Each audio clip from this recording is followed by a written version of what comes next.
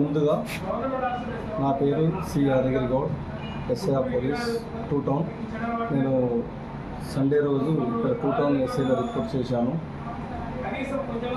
అందరికీ two town ఏరియాన్న ప్రజలందరికీ, అమ్మలు అక్కలకి అందరికీ నా యొక్క నమస్కారం తెలియజేస్తున్నాను. ముందుగా మన టూ టౌన్ ఏరియా అందరూ కూడా ప్రశాంతంగా ఉండాలని కోరుకుంటున్నాను. ముఖ్యంగా టూ టౌన్ ఏరియా లిమిట్స్లో ఉన్న ప్రజలందరికీ తెలియపరచడం ఏమనగా, ఈ ట్రాఫిక్ రూల్స్ అందరూ పాటించాలి. హెల్మెటు, ఆర్సీ ఇన్సూరెన్సు ప్రతి ఒక్కరి వద్ద ఉండాలి. మనం ఇంటి నుంచి బయట వెళ్ళేటప్పుడు హెల్మెట్ ధరించాలి. డ్రైవింగ్ లైసెన్స్, ఆర్సీ, ఇన్సూరెన్స్ 3 కూడా ధరించి ఉండాలి. తప్పకుండా ఇది ఉండాలి, లేకుంటే వారిపై కఠిన చర్యలు తీసుకోబడను. ఎందుకంటే మొన్న రీసెంట్గా జరిగిన సంఘటనలో 10 మంది చనిపోయారు వేరే ఏరియాలో. ఓన్లీ హెల్మెట్ లేకుండానే. అది హెల్మెట్ ఉంటే మాత్రం అందరు సేఫ్ అయ్యాయి, ఎక్కడ కూడా గాయాలు కాలేదు. దయచేసి ప్రతి ఒక్కరు టూ టౌన్ ఏరియా ఉన్న ప్రతి ఒక్కరు, అందరూ అన్నదమ్ములకు అక్కలకు అందరికీ తెలియపరచడం, ప్రతి ఒక్కరు డ్రైవింగ్ లైసెన్స్ ఉండాలి, ఇన్సూరెన్స్ ఖచ్చితంగా ఉండాలి. తర్వాత ఎవరు కూడా మద్యం సేవించి డ్రైవింగ్ చేయొద్దు. మద్యం సేవి డ్రైవింగ్ చేస్తే వారికి 10,000 రూపాయలు జరిమానా, 3 నెలలు జైలు శిక్ష విధించబడుతుంది. తర్వాత సెకండ్ టైం దొరికితే మాత్రం 1 year జైలు ఉంటుంది, 30,000 రూపీస్ ఫైన్ జరిమానా ఉంటుంది. మరియు టూ టౌన్ ఏరియా ప్రజలందరూ దొంగతనాలు బాగా దొరుకుతున్నాయి కాబట్టి అందరూ కూడా మీ ఇళ్ళలో ఎలాంటి బంగారం కానీ డబ్బులు కానీ పెట్టకూడదు. లాకర్ తీసుకోండి, లాకర్లో పెట్టుకోండి. మరియు మన టూ టౌన్ ఏరియా కానీ ఎక్కడ కానీ మన జిల్లాలో, తెలంగాణలో సైబర్ నేరాలు జరుగుతున్నాయి కాబట్టి ఎలాంటి మీ వాట్సాప్ గ్రూపులలో లింకులు వస్తే ఎవరు కూడా ఆ లింకులు ఓపెన్ చేయకండి. మొన్న రీసెంట్గా బాంబే నుంచి ఒక వెడ్డింగ్ కార్డు పంపిన ఆ లొకేషన్ ఓపెన్ చేస్తే 5 లక్షల రూపాయలు కట్ అయిపోయింది 10 నిమిషాలు.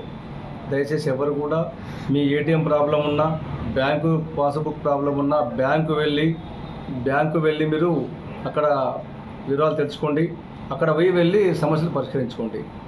మరియు మైనర్ డ్రైవింగ్, చిన్నపిల్లలకు 11 సంవత్సరాలు ఉన్న వారికి వాళ్ళకి లైసెన్స్ ఉండదు, ఏముండదు కాబట్టి వారికి ఎవ్వరికి కూడా మీరు బైక్ ఇచ్చినా, స్కూటీ ఇచ్చినా ప్రమాదం జరిగితే అతనిపై తర్వాత తల్లిదండ్రులపై కేసు కూడా నమోదు చేయబడింది.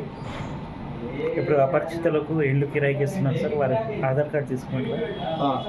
ఎవరైనా కొత్త వారు వస్తే ఒకవేళ ఇప్పుడు, ఎందుకంటే సమ్మర్ అయిపోతుంది, అందరూ ఇప్పుడు వర్షాకాలం వస్తుంది కాబట్టి కిరాయి కోసం వచ్చినప్పుడు వాళ్ళ ఆధార్ కార్డు తీసుకొని వారు వెరిఫై చేయాలి. ఒక అనుమానం వస్తే మాకు 100 help చేసి మాకు తెలియపరచాలి. సార్, ఉదయం పూట ఏదైతే నెక్లెస్ దొంగతనం, బంగారు దొంగతనం జరుగుతుంది అపరిచితులతో, ఎలాంటి అప్రమత్తత అవసరం?